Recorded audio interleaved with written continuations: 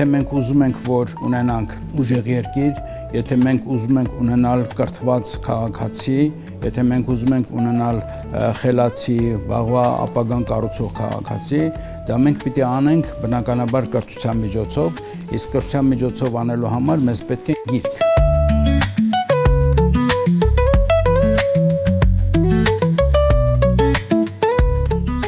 Զանգակը բազմապրոֆիլ մշակութային և կրթական կազմակերպություն է, որի առանցքում հիմնականում գիրքն է։ Գիրքը իր ողջ արժեքային շղթայով։ Մեզ համար գիրքը ոչ թե իրենից ներկայացնում է զուտ ապրանք, այլ ներկայացնում է կրթական նշանակություն ունեցող, մշակութային նշանակություն ունեցող շատ կարևոր արժեք, և մեր հիմնական առանցքում դա է դրված։ Զանգակը հենց այդպես էլ ստեղծվել է։ Սկզբից ստեղծվել է գաղափարը, որից հետո բիզնեսը։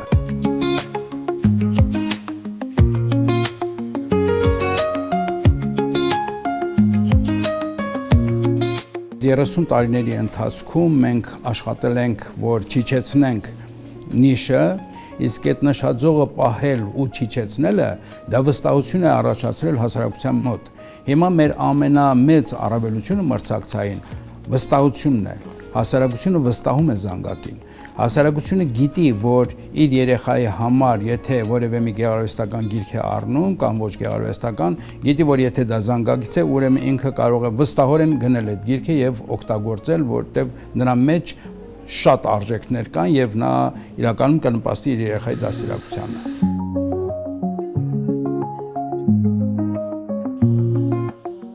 Զանգակի ամբողջ թիմի հաջողության բանալին կարծում եմ հիմնականում պատասխանատվության մեջ է։ Եվ պատասխանատվության վրա հենված ցանկացած աշխատանք ինքը հաստատ կունենա իր հաջողությունը։ Հիմա այս գաղափարը մենք անգամ մտցնում ենք դպրոց եւ մեր բանալին հետեւյալն է. աշակերտը ինքն է իր կրթության համար առաջի պատասխանատուն։ Հենց մենք իրան դրեցինք այդ դերակատարման մեջ, մենք բոլոր հարցերը կլուծենք։ Հասարակության մեջ շատ տարածված է հատկապես ամբողջ աշխարհում, թե արհեստական բանականությունը եկավ հիմա մեզ կուտի, գուլ կտա մեր երեխաներին եւ այլն։ Չէ, մենք դրա բոլոր լուծումները գտել ենք եւ գտել ենք, թե ինչպես կարելի է անել, ինչպես կարելի է մոտենալ, ինչպես կարելի է ստեղծել գրքեր, կրթությունը ինչպես կարելի է զարգացնել, որ արհեստական բանականությունը եւ դրանից հետո եկող մյուս տեխնոլոգիաները ոչ թե մեզ ծառայեցնեն իրենց նպատակին, այլ մենք կարողանանք նրանց ծառայեցնել մեր նպատակին։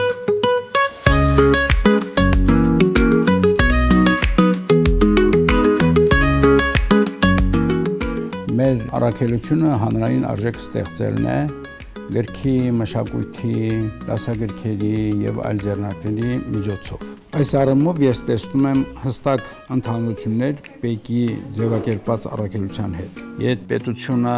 իդեմս ՊԵԿ-ի ձգտում է ստեղծել արդար, թափանցիկ եւ կանխատեսելի հարկային միջավայր, դրանից շահում է նաեւ պատասխանատու բիզնեսը։ Իսկ երբ բիզնեսը գործում է օրինապահ, դա նպաստում է պետական համակարգի կայունությանը։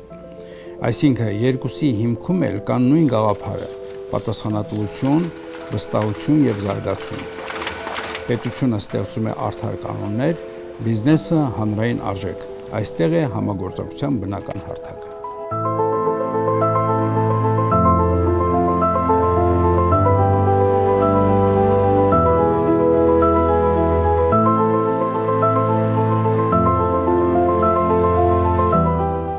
Բոլորս լավ գիտակցում ենք, որ հարկերը եթե չլինեն, ապա այդ երկիրը կաթվածահար կլինի եւ ինչի հիման վրա նա կաշխատի։ Չէ որ այսպես է, մենք ստեղծում ենք հարկերը վճարում ենք, հարկերից առաջացած գումարով ստեղծվում է մի ամբողջ երկիր, պետություն, կառուցվածքներ, ապահովում են առողջապահության ոլորտը, սոցիալական բազմաթիվ ոլորտներ, կրթության ոլորտը, այդ մեծ ներդրումներ են պահանջում եւ դրանք ինչի շնորհիվ է, դրանք մեր տրված հարկերի շնորհիվ է։ Յուրաքանչյուր հեղինակ ինքն է իրեն պրոյեկտում գրքի մեջ։ Յուրաքանչյուր դասագրքի հեղինակ ինքն է իրեն պրոյեկտում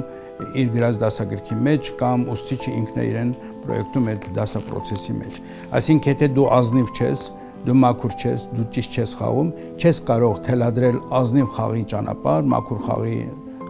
կանոններ եւ այլն։ Հետեւաբար համար մեկը մենք պիտի լինենք որպես գրահրատարակչական ընկերություն, պիտի լինենք ճիշտ, ազնիվ, մաքուր։ Մեր նպատակներից մեկը նաև դա է, որ մենք հասարակությանը գիտակցել տանք, բիզնես անող մարդուն գիտակցել տանք, որ քո բիզնեսից առաջացած հարկի շնորհիվ է, որ դու կարողանում ես բիզնես անել։ Այս հետադարձ կապը շատ կարևոր է։